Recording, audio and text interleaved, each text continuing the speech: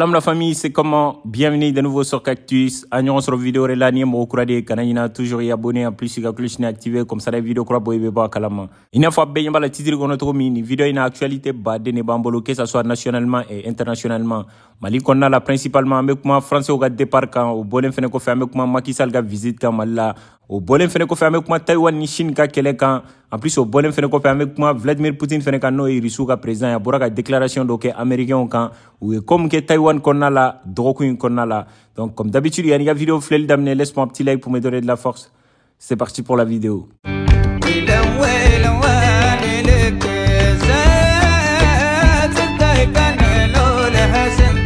Vidéo sponsorisée dans boutique d'eau de fait nous ba wele ko Babyland. Déjà mon de Babyland dans boutique d'eau de do munga baranye shineno do demsenu nga klonge mina ferelima boutique be sogoni ko tourner de la polsu yere ka facile a dogolente mogola boutique be Bamako ya akachani santane koye ina fa nyeba la image konna la to mi klonge mina te munte soro boutique konna la. En plus mogokoroba ou ka jeu fene be ina fo monopoly nu demsenu ga poupée ou klonge marfa nu jibe do mununa mobili denu be moto denu be chariot denu be klonge mina sugu bebe soro yen demsenu ka klonge mina mogokoroba yere naw mago be mina sugu do la naw sera Babyland la sogoni ko tourner la sera yen doron abaye a dugolente mogo shila boutique bade do a falen bade do klonge mina una naw be fe ka denw la dia mogo munu be ni dendo be ni koroke dendo be ou soit i ka famille demsen do be ay examen do soro a gaina composition do la ou soit ay fin do ke aga anniversaire ni fin ni be fe ka cadeau ka ye yoro kelen doron de do Bamako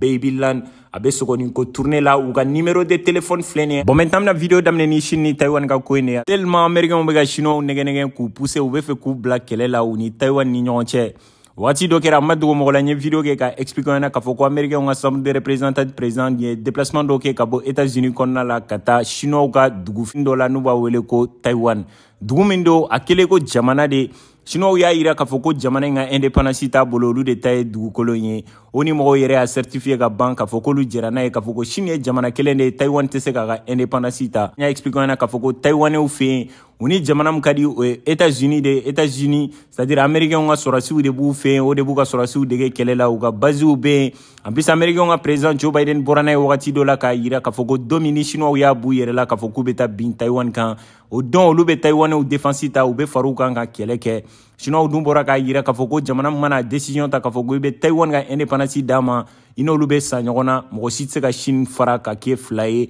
Taiwan ye Chine ka dugukolo de u tɛ se k'u ka indépendance ta kelen san américain pour que ka provocation dɔ kɛ ko sa in na u ka chambre des représentants présidenti n'o ye Nancy Pelosi ye o ye avion ta ka taa jigi Taiwan kɔnɔna la donc le fait que américain ka muso ye déplacement kɛ ka taa Taiwan kɔnɔna la o ma diya chinois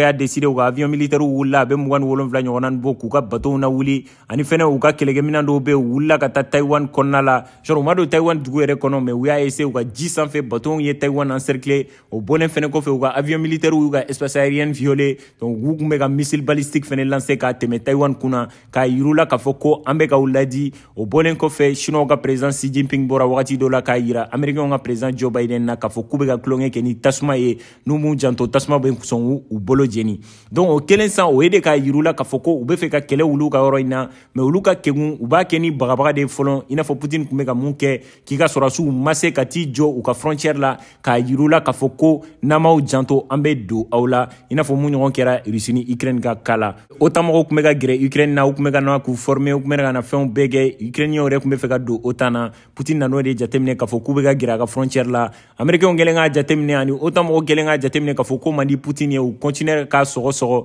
ka continuer k'a provoquer jusqu'à ce que Russie y'a décidé u ka sɔrɔsi minnu kun bɛ frontière la u mɛnna ye u sɔrɔla ka don Ukraine kɔnɔna la ka taa kɛlɛ kɛ et tout a bɛna fɔ u bɛ k'o ɲɔgɔnna dɔ de fɛnɛ ɲini chinois fɛ yen parce que n'a essayer k'a jateminɛ u ka chambre des représentants présidenti kɛlen ka déplacement kɛ ka taa chinois ma don Taïwanais la u ma kɛlɛ kɛ mais u taara de k'u bagabaga k'a yirula k'a fɔ ko a tɛ se k'a ka indépendance ta jamana camanba de bɔra ka chinois défend i n'a fɔ Russie Corée du Nord donc o ni Palestine nu ni Syrie nu o jamana camanba de bɔra o ni Iran nu olu bɔra ka chinois défend ani Mali yɛrɛ bɔra ka publication dɔw kɛ k'a yira k'a fɔ ko Chine ye jamana kelen de donc Chine tɛ se ka fara hali o ni mɔgɔw jɛra n'a ye k'a fɔ ko Chine ye jamana kelen de ko Taïwan tɛ se k'a ka indépendance ta o kelen san chinois lafiyara dɔɔni an bɛ balimuna américains ma fa hali bi u bɛ ka provocation kɛ jusqu'à présent pour que chinois ka action dɔ kɛ n'o kɛra olu bɛ se ka intervenir togo min américains fɛnɛ nana jateminɛ k'a fɔ ko chinois bɛ ka kɛgoya kɛ olu bɛ ka essayer k'u provoquer togo bɛɛ la walasa u ka kɛlɛ tigɛ Taïwan la parce que américains fɛnɛ ko n'u ye kɛlɛ tigɛ Taïwan la dɔrɔn olu bɛ don u la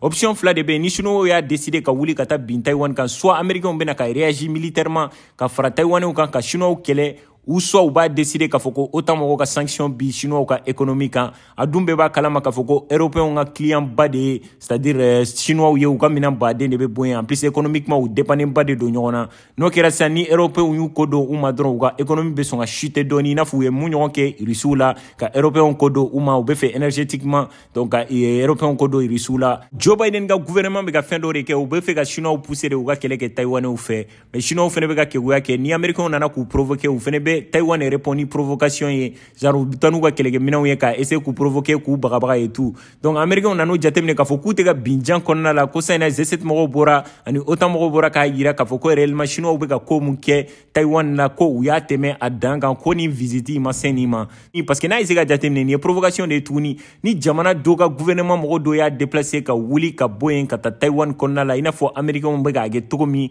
o kɔrɔ de b'a yira k'a fɔ ko jamana in sɔnna ma k'a fɔ ko Taïwan ye jamana de ye parce que le fait que chinois y'a yira k'a fɔ ko Taïwan ni Chine bɛɛ jamana kelen de ye n'a wulila ka Chine contourner ka taa jigin Taïwan kɔnɔna la a dun ye puissance ba ye o kɔrɔ de b'a yira k'a fɔ k'a ye Taïwan considéré i n'a fɔ jamana kun jumɛn de la n bɛ k'a expliquer ɲɛna k'a fɔ ko américains bɛ fɛ ka kɛlɛ de wuli yɔrɔ in na le fait que muso fɔlɔ ye déplacement kɛ ka taa Taïwan kɔnɔna la chinois y'o répondre provocation ye o mankan dara dɔɔni an bɛ balimuna américains u ka parlement de congrès mɔgɔw ka délégation dɔ de ye déplacement kɛ ka bɔ États-Unis kɔnɔna la donc dimanche don ni ma fili ou bien lundi don de ka taa jigin Taïwan kɔnɔna la o kelen sa o ma diya chinois ye tuguni siɲɛ fɔlɔ la Nancy Pelosi ye déplacement kɛ o ma diya chinois ye u ye exercice militaire kɛ Taïwan kɛrɛfɛ k'u bagabaga o bɛɛ m'u bɔ ni wagati in de la fɛnɛ u y'a décider tuguni u ka parlement de congrès mɔgɔw ka déplacement dɔ kɛra tuguni ka taa Taïwan kɔnɔna la o kɔrɔ de b'a yira k'a fɔ ko réellement américains Joe Biden ka gouvernement mɔgɔw mago bɛ fɛn dɔ de la Taïwan tant que u m'o sɔrɔ u t'a dabila parce que mɔgɔ baden de bɔra k'a yira k'a fɔ ko n'i déplacera kɔni en tant que jamana ka bɔ i ka jamana kɔnɔ gouvernement mɔgɔw ka na Taïwan kɔnɔna la ka Chine contourner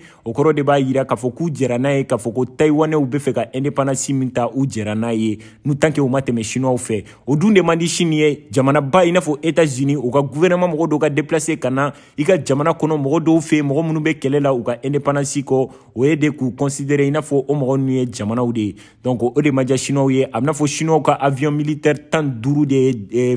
Taïwan frontière traversé tuguni taïwanais ka gouvernement bɔra n'a ye k'a yira k'a fɔ k'u y'o de remarqué k'a fɔ ko chinois ka kɛlɛkɛ avion 15 de y'u ka frontière traversé kura ye tuguni donc franchement c'est incroyable bɔlen kɔfɛ Vladimir Poutine bɔra ni déclaration dɔ ye a ka discours dɔ kɔnɔna la u ka conférence de sécurité la u ka jamana kɔnɔ Moscou ye a déclaré k'a yira k'a fɔ ko nin ko min kɛra Taïwan kɔnɔna la nin wagati in na nin ye prévu de k'a yira diɲɛ bɛɛ la k'a fɔ ko américains de bɛ diɲɛ jamana caman bila ɲɔgɔn na ani fɛnɛ u ka c'est-à-dire a ka d'u ye kɛlɛ ka continuer kɛlɛ kana na ban en plus o bɔlen kɔfɛ a kuman'u ni ukrainiens ka kɛlɛ kan k'a yira k'a fɔ ko n'i y'a ye kɛlɛ bɛ ka mɛn Ukraine ni Russie ni ɲɔgɔn cɛ ko américains de nɔ don k'u bɛ ka continuer ka kɛlɛkɛminɛnw bila ka taa di ukrainiens ma o de bɛ ka kɛ sababu ye kɛlɛ bɛ ka mɛn olu ni ukrainiens ni ɲɔgɔn cɛ ani fɛnɛ a yira k'a fɔ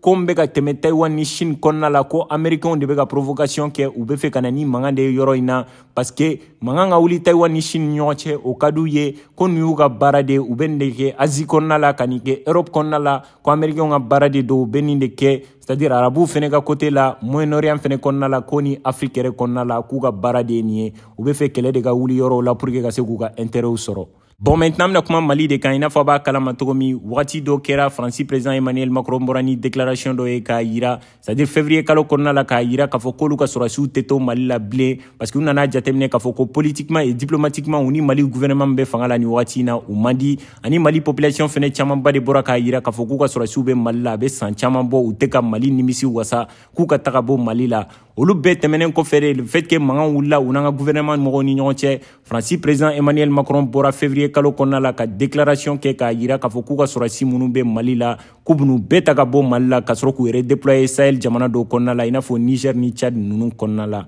donc an bɛ balumuna o wagati la a yira k'a fɔ ko sɔrɔdasi ninnu tɛna taa immédiatement mais an ka gouvernement mɔgɔw bɔra ni communiqué k'a yira k'a fɔ ko le fait que u y'a décider ka décision ta unilatéralement k'a bɔ u yɛrɛ la et pourtant dalakan de b'an n'u ni ɲɔgɔn cɛ o ye de ka sariyaw sɔsɔ u ka sɔrɔdasiw ta ka bɔ Mali la bi bɛɛ c'est-à-dire o dɔn bɛɛ k'u ka sɔrɔsiw ta ka bɔ Mali la immédiatement. Donc Macron bɔra wagati la k'a yira anu Français ka ministère de la défense mɔgɔw o n'u ka président bɔra k'a yira k'a fɔ ko u ka sɔrɔsiw tɛ ta ka bɔ Mali la tant que olu ye délai fɔ k'olu ko kalo 6 de u b'a essayer k'u préparer k'u ka sɔrɔsiw ta ka bɔ Mali la Mali sɔrɔsiw ka yamaruya kɔrɔ an'u ka kɔlɔsili kɔrɔ. Donc kalo 6 k'ulu y'o de di Mali gouvernement mɔgɔw ma u b'u ka sɔrɔsiw ta basigi kɔnɔna la ka bɔ n'u ye Mali la. Donc o kalo 6nan de tun bɛ dafa nin ye ka ta février la ka n'a bila août la genre o kalo 6nan de ye nin ye. Wagati la n y'a expliqué ɲɛna k'a fɔ k'u ye camp caman libéré. N y'a expliqué ɲɛna par le passé k'a fɔ ko camp baden de bɛ u rétrocédera u y'u segin Mali sɔrɔsiw ka bolo kan. Donc Tombouctou ninnu ni Kidal ninnu ni Tessit ni Gao ninnu ni Gossi ninnu olu bɛɛ yɛlɛmana Mali sɔrɔsiw ka bolo kan. Kan laban mun tora n'o ye Gao kan ye actualité bɔra n'a ye ni dɔgɔkun in kɔnɔna la k'a yira k'a fɔ ko Faransi sɔrɔsi laban minnu tun bɛ Mali la u bɛɛ taara ka bɔ Mali la. Donc an bɛ balo na u y'a yira k'a fɔ ko a b'u kɔnɔ ka t'u yɛrɛ déployer Niger ni Tchad ninnu de kɔnɔna la Golfe de Guinée fɛnɛ kɔnɔna la u bɛ fɛ ka t'u yɛrɛ déployer dugu dɔw la yen walasa ka se ka banbagaci kɛlɛ kɛ yen. Donc k'u taara ka bɔ Mali la o kɔrɔ t'a yira k'a fɔ k'u ye Sahel jamanaw bila Sahel jamana dɔw bɛ yen u bɛna t'u yɛrɛ déployer yen ka se ka kɛlɛ kɛ Sahel jamanaw kɔnɔna la ko Mali fɛnɛ ni Niger frontière la. Donc k'u b'a essayer ka contingent c'est-à-dire 200 ɲɔgɔnna ninnu u ka sɔrɔsiw la ka essayer k'u yɛrɛ déployer o côté na Nigériens ka côté là pour que ka se ka kɛlɛ kɛ Niger kɔnɔna la banbagaci kɛlɛ ni fɛnw na. Donc y'a ye actualité de u fɛnɛ kɔnɔna la Niger de don n'i ma fili olu fɛnɛ ka population u y'a yira k'a fɔ a bɛna fɔ u bɛ fɛ ka manifestation dɔ organiser le fait k'u y'a mɛn k'a fɔ ko sɔrɔsiw bɛ ka bɔ Mali la ka t'u yɛrɛ déployer olu ka jamana kɔnɔna la ko ils sont contre u b'a essayer ka manifester au contre la. Déjà y'a expliqué ɲɛna k'a fɔ ko jamana caman de bɛ Sahel jamanaw kɔnɔna la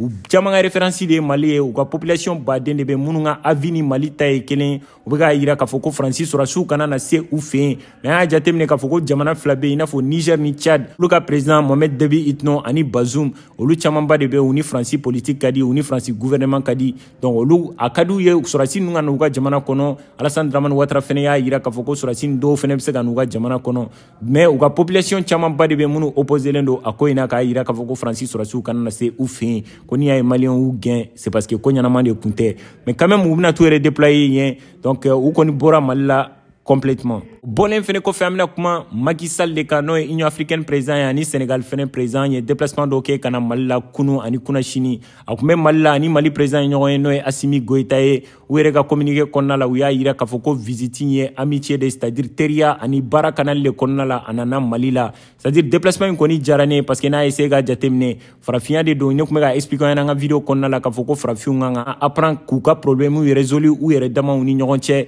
ni problème minnu b'a ni ɲɔgɔn cɛ an b'a essayer ka gɛrɛ ɲɔgɔn na ka gérer ni ɲɔgɔn cɛ o ka fisa an k'an fa kɛ mɔgɔ ye tubabu ni fɛnw ye k'a fɔ k'u ka n'u interférer ani ɲɔgɔn cɛ ka na an kungow ɲɛnabɔ mɔgɔ hali ni kɔrɔkɛ bɛ se ka kɛlɛ mais wagati dɔw la a b'a yira ɲɔgɔn na k'a fɔ ko famille de don aw kɛlɛla cogo cogo aw de ye kelen ne kelen ka Macky Sall ka visite ye Mali la hali ni t'a kɔrɔ dɔn diplomatiquement fɛn min b'a kɔfɛ n'a sɔrɔ na kun ye intérêt de ou soit ni fɛn wɛrɛ de don mais quand même ne kelen k'a ye a n'a frère Assimi Goïta y'u tɛgɛ di ɲɔgɔn ma ça m'a donné envie de pleurer parce que ne y'a ye k'a fɔ ko balimaw kun farala a mɛnna u kun ye sira jɛn a mɛnna Macky yɛrɛ ka déplacement dɔw la an nana jateminɛ k'a fɔ ko réellement a bɛ ka kuma dɔw fɔ même si n'a ko man di mɔgɔ caman ye wagati dɔ la a bɛ kuma dɔw fɔ qui va dans l'intérêt général donc Macky Sall ka kuma la ale y'a yira k'a fɔ ko kumaɲɔgɔnya tɛmɛna ale ni Assimi Goïta ni ɲɔgɔn cɛ Ivoirien ka cas la le fait que Ivoirien ka sɔrɔsi dɔw minɛna Mali fɛ donc wagati dɔw kɛra u y'a yira k'a fɔ ko sɔrɔsi ninnu nakun ma dɔn ani fɛnɛ o bɔlen kɔfɛ jɛlenya ma don u ka ko la o hukumu de kɔnɔna la Mali autorités y'u considérer k'u kɛ i n'a fɔ mercenaires de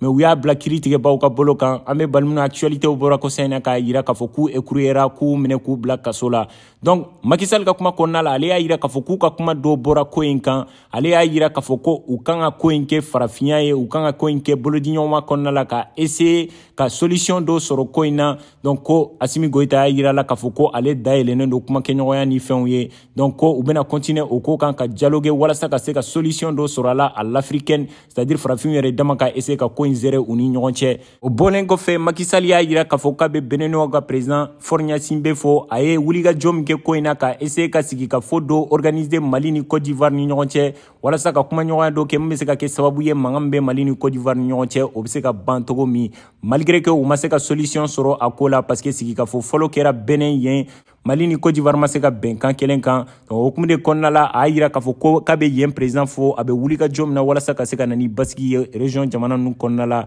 a ko k'u bɛ continuer ka sigi ka fɔ ni fɛnw kɛ min bɛ se ka kɛ sababu ye solution bɛ sɔrɔ ko in na ni Ala ka jɛn k'ale bɛ ka bɔ Mali la a nisɔndiyalenba de don parce que u y'a kunbɛ ko ɲuman kɛ ani fɛnɛ o bɔlen kɔfɛ u ka kumaɲɔgɔnya kɔnɔna la ko tilennenya donna kuma la ani fɛnɛ k'u kɛra directive de ye ka kuma o bɔlen fɛnɛ kɔfɛ a y'a yira k'a fɔ k'u ye heure camanba de kɛ kuma la fɛ a ye kuma dɔw fɔ o diyara ne ye tellement a y'a yira k'a fɔ ko a nisɔndiyalen de bɛ ka bɔ Mali kɔnɔna la ko d'ailleurs u ye dumuni min yɛrɛ kɛ k'a kunbɛcogo ɲuman nin kɛra donc u ye dumuni min yɛrɛ kɛ ɲɔgɔn fɛ n'o ye foɲɔ ye n'i ma fili foɲɔ ye juga de ye ni filila a b'a fɔ ɲɛna commentaire kɔnɔna la donc ko u y'o de dun ko dumuni in ka d'u ye tellement donc franchement ni yɛrɛ diyara ne ye parce que n'a ye se k'a jateminɛ Mali ni Sénégal bɛɛ ye jamana kelen de ye n yɛrɛ y'a expliqué o ɲɛna n ko diplomatiquement an t'a dɔn fɛn min dogolen don a ka visite kɔfɛ mais réellement ne kelen k'a ye ani Assimi bolo bɛ ɲɔgɔn bolo je me suis dit Afrique mago bɛ nin de la réellement même si ni fɔɲɔgɔn ko b'aw ni ɲɔgɔn cɛ aw bila kɛrɛfɛ a k'aw bolo di ɲɔgɔn ma pour que Afrique bɛɛ ka se ka avancer parce que an tɛna se ka to kɛlɛ la ten donc en plus n ye exemple dɔw fɛnɛ ye k'a fɔ ko diɲɛnatigɛ la ko mana gɛlɛya togo togo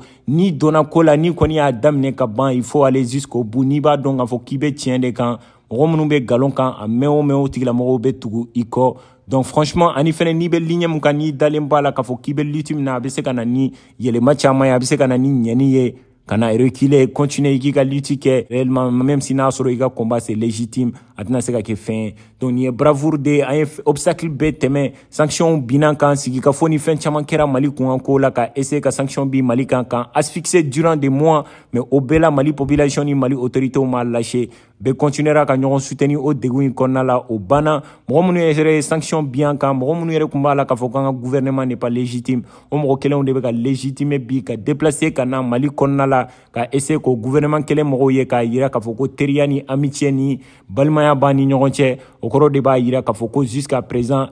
a b'i n'a fɔ Mali bɛ sira jɛlen de kan parce que mɔgɔ caman de bɛ k'a ye réellement k'a fɔ ko Afrique bɛ ka wuli ka bɔ sunɔgɔ la grâce au Mali parce que hali n'a ye se ka jateminɛ yɔrɔ baden la i b'a ye k'a fɔ ko Mali ye référence ye mɔgɔ baden bolo donc ni visite in kɔfɛ ne kelen k'a ye u kelen k'u bolo di ɲɔgɔn ma cogo min ani fɛnɛ u tun bɛ ka ɲɔgɔn serrer cogo min même si n'an t'a dɔn politiquement et diplomatiquement fɛn min dogolen don visite in kɔfɛ mais ça m'a donné espoir k'a bila n kunna k'a fɔ ko Afrique unité bɛ se ka kɛ don dɔ la africains bɛ se ka jɛ k'u bolo di ɲɔgɔn ma ka kɛ kelen ye walasa k'u ka combat kɛ kelen ye k'u kungow ɲɛnabɔ u ni ɲɔgɔn cɛ k'a sɔrɔ u ma se mɔgɔ wɛrɛ ma k'u fa k'u yɛrɛ ye k'u ba k'u yɛrɛ ye k'u yɛrɛ ye k'u denw k'u yɛrɛ ye ka se ka avancer ɲɔgɔn fɛ n'o kɛra de parce que mɔgɔ i mana kɛ togo togo i tɛ ka avancer i ka famille ko n'a gɛlɛyara don min i bɛ segin i ka famille de ma africains an bɛɛ de ye famille kelen ye Mali ni Sénégal bɛɛ de ye famille kelen ye Mali ni Côte d'Ivoire bɛɛ de ye famille kelen ye kungo bɛ se ka don an ni ɲɔgɔn cɛ problème bɛ se ka don an ni ɲɔgɔn cɛ mais an ka na essayer k'a fɔ k'an bɛ na ni division ye ni division kɛra a damandi jamana si de la an ka essayer ka unité de kɛ nin wagati in na ka mɔgɔw la sensibiliser an ka kɛlɛfu dabila ka se k'an bolo di ɲɔgɔn ma pour que Afrique ka se ka bɔ nɔgɔ la donc Macky Sall yɛrɛ a préciser k'a fɔ ko Mali ye jamana pivot de ye a situelen don yɔrɔ min géographiquement a bɛ jamana caman de ni ɲɔgɔn cɛ parce que n'a ye se k'a jateminɛ frontière bɛ Mali ni jamana 7 de ni ɲɔgɔn cɛ donc jamana min bɛ nord la mun bɛ sud la olu tɛ se ka ɲɔgɔn sɔrɔ tant que u ma tɛmɛ Mali fɛ ou soit u ka contour ba kɛ ka tɛmɛ jamana caman fɛ ka to jamana in kɔnɔna la o kɔrɔ b'a yira k'a fɔ ko an ye épicentre de an bɛ jamana caman de ni ɲɔgɔn cɛ an bɛ caman de ka intérêt couper ɲɔgɔn na donc en plus an fɛnɛ ka intérêt baden de bɛ Sénégal i n'a fɔ Sénégal ka intérêt baden b'an fɛ yen cogo min donc j'espère k'a sera ka faamuya sɔrɔ vidéo la si tɛ les cas n'hésitez pas laissez-moi un petit like pour me donner de la force un million sur la vidéo là c'était Cactus prenez soin de vous et à la prochaine